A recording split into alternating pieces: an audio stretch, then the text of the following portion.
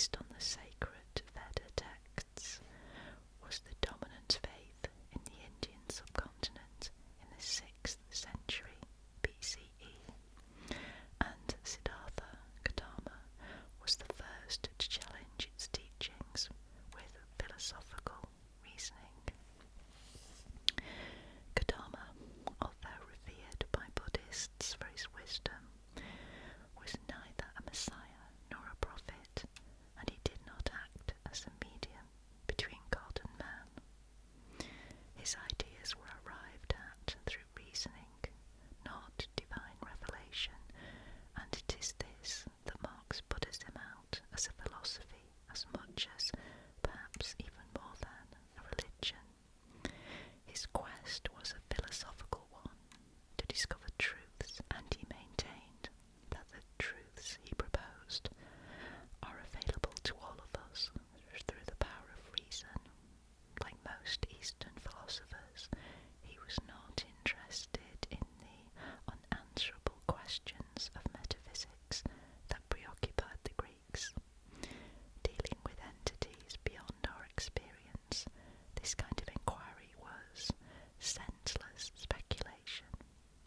Instead, he concerned himself with the question of the goal of life, which in turn involved examining the concepts of happiness, virtue, and the good life. The middle way. In his early life, Gautama enjoyed luxury, and we are told all the sensual pleasures. However, he realised that these were not enough on their own to bring him true happiness.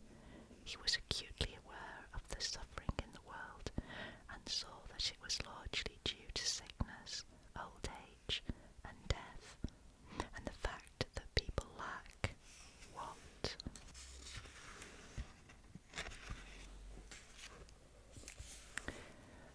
They need. He also recognised that the sensual pleasure we indulge in to relieve suffering is rarely satisfying, and that when it is, the effects are transitory.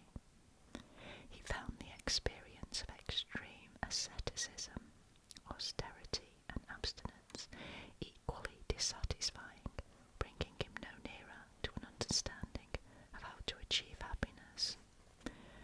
Gautama came to the conclusion that there must be a middle way between self-indulgence and self-mortification. This middle way, he believed, should lead to true happiness or enlightenment, and to find it, he applied reason to his own experiences. Suffering, he realised, is universal. It is an integral part of existence, and the root cause of our suffering is the frustration of our desires and expectations. These desires he calls attachments, and they include not only our sensual desires and worldly ambitions, but our most basic instinct for self-preservation. Satisfying these attachments, he argues, may bring short-term gratification, but not happiness in the sense of contentment and peace of mind. The not self. The next step in Gautama's reasoning is that the elimination of attachments will prevent any disappointment and so avoid suffering. To achieve this, he suggests a root cause of our attachments, our selfishness, and by selfishness he means more than just our tendency to seek gratification. For Gautama, selfishness is self-centeredness and self-attachment, the domain of what today we would call the ego. So, to free ourselves from attachments that cause us pain, it is not enough merely to renounce the things we desire. We must overcome our attachment to that which desires the self. But how can this be done? Desire, ambition, and expectation are part of our nature, and for most of us constitute our very reasons for living. The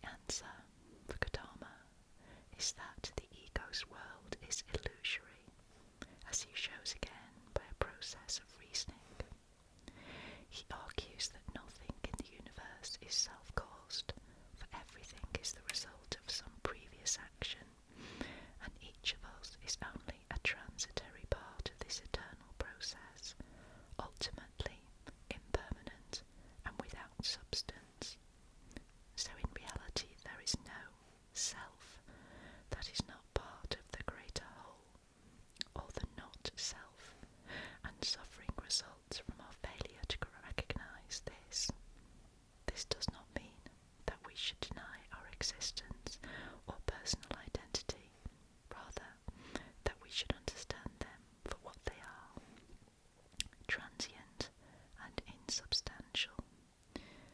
Grasping the concept of being a constituent part of an eternal not-self, rather than clinging to the notion of being a unique self, is the key to losing that attachment and finding a release from suffering. The Eightfold Path. Gautama's reasoning from the causes of suffering to the way to achieve happiness is codified in Buddhist teachings in the Four Noble Truths: that suffering is universal, that desire is the cause of suffering, that suffering can be avoided by eliminating desire, that following the Eightfold Path will eliminate desire.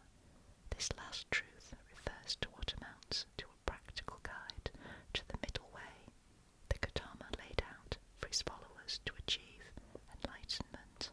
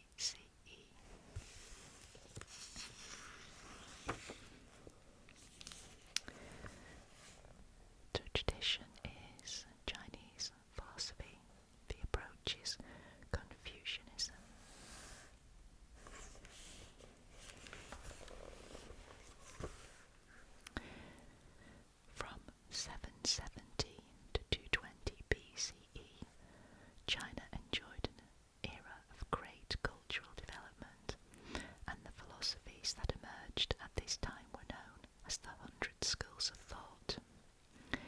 By the 6th century BCE, the Shao dynasty was in decline, moving from the stability of the spring and autumn period to the aptly named Warring States period, and it was during this time that Confucius, the Master Kong or Confucius, was born. Like other philosophers of the age,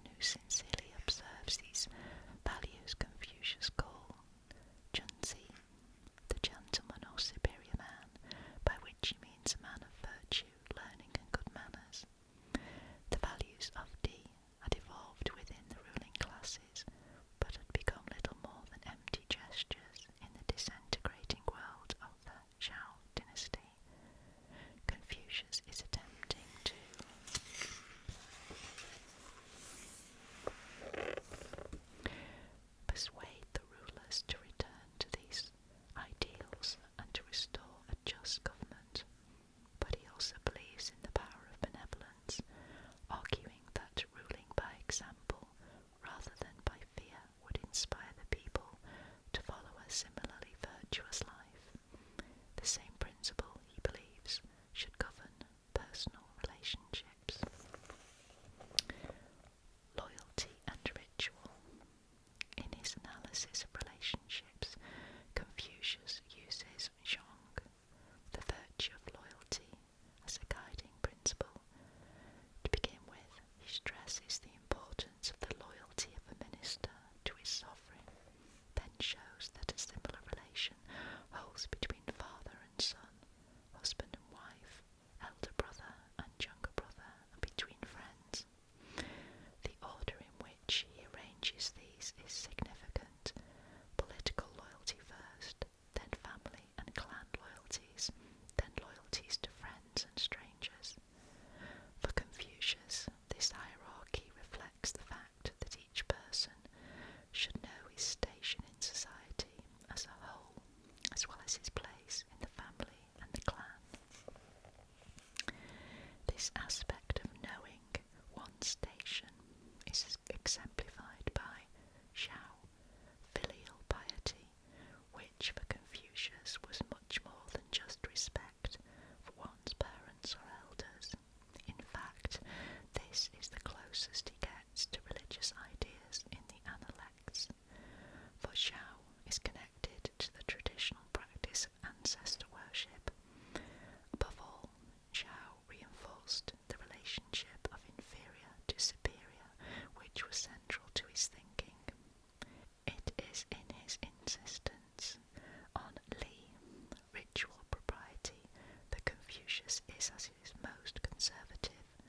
Li did not simply refer to rituals such as ancestor worship, but also to the social norms that underpinned every aspect of contemporary Chinese life. These ranged from ceremonies such as marriages, funerals and sacrifices, to the etiquette of receiving guests, presenting gifts, and the simple everyday gestures of politeness, such as bowing and using the correct mode of address. These are, according to Confucius, the outward